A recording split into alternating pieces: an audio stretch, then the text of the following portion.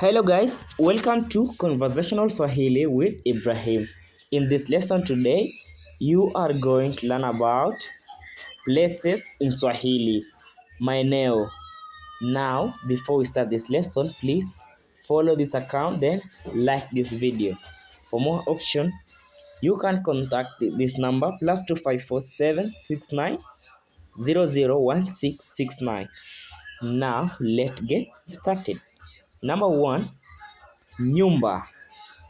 Nyumba, house. Number two, shule.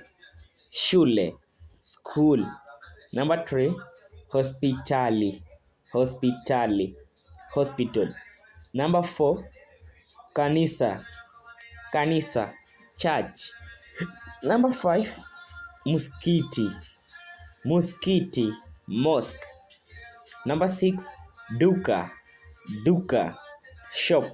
Number seven, hoteli. Hoteli, hotel. Number 8, soko. Soko, market.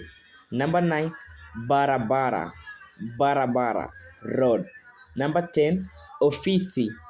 Ofisi, office. Don't forget to follow this account and like this video. Remember, this is lesson 12.